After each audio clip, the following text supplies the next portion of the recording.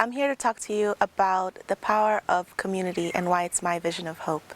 We've all heard of this African proverb that says, if you want to go fast, go alone, but if you want to go far, go together. I'm actually from Dar es Salaam, Tanzania, and I'd never heard this proverb before. So I looked through all the different Tanzanian proverbs I knew and tried to find something that could be similar.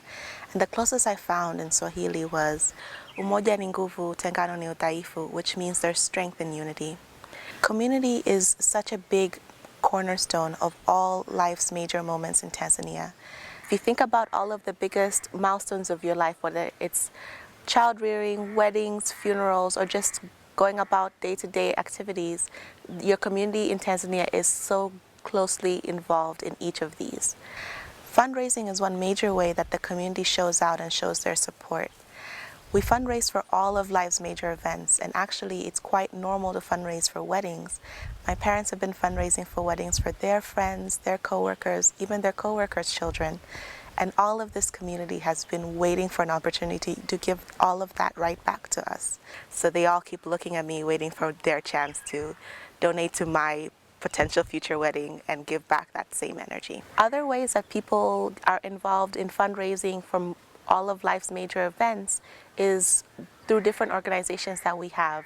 One of them is called Vikoba, or I've heard it called Susu in West Africa, which are these informal gatherings of trusted folks who meet up to save money for life's planned events. So they can be anything for, like, school fees is quite common, or bills of any kind.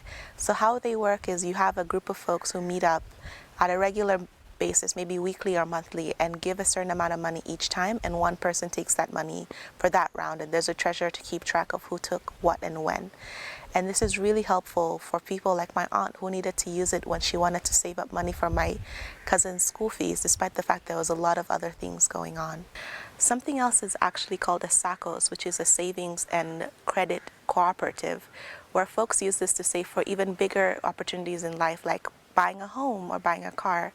My mom's actually been part of a SACCOS and went into it when it was time for my older sister to go to college, because you can use these in order to take out loans at a really good interest rate, because you each take out time and put money into it and get it at a good rate when you need a loan. So when I went to university 7 years ago, I was trying to figure out what is a way for me to build up this community that I've had the luxury of just being born into in Tanzania.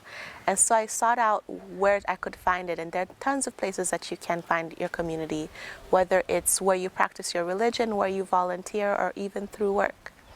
Other ways that I've found the connection between all of the things I've enjoyed in Tanzania and found them in the US are, like, fundraising is basically GoFundMe, or all of these SACCOS are what your local credit union can do for you. And I've been able to find a lot of community through work. I currently work as a software engineer, which, as folks might know, tech is in a very diverse field. It's really white and Asian men dominated. So I've been able to find community and folks who look like me to support me through this. So the first part that I found my major community was when I was still at Grinnell doing my computer science degree. I got a chance to go to a conference called Grace Hopper. Grace Hopper is actually the world's largest conference for women technologists, and the year that I went, 8,000 women went, and it's only grown from there. The first time that I went, on stage, there was a Ugandan woman being given a prize because she had made a coding community for people in her local village to teach them how to code. And I got a chance to talk to her afterwards, and she's one of the people who told me how important it is to have a community of folks from work who look like you to support you through your career. So I've been able to lean on that community many times, and since I've graduated, I've actually joined a community called DevColor, which is for Black software engineers, and I met with them in New York for the past 3 years.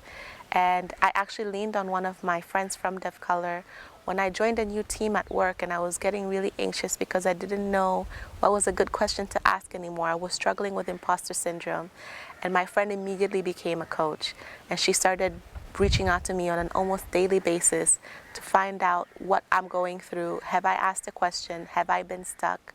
And she became my first line of contact in order for me to build up my confidence and to start to trust my team and myself that I was asking the right questions. And I've been able actually to give that back by organizing a working hour as we're being virtual and have new members who've joined our team that we've never actually met before. So we meet up once a week, and it's kind of an informal, anyone can ask questions and we drop in as you need, and it's been amazing for us.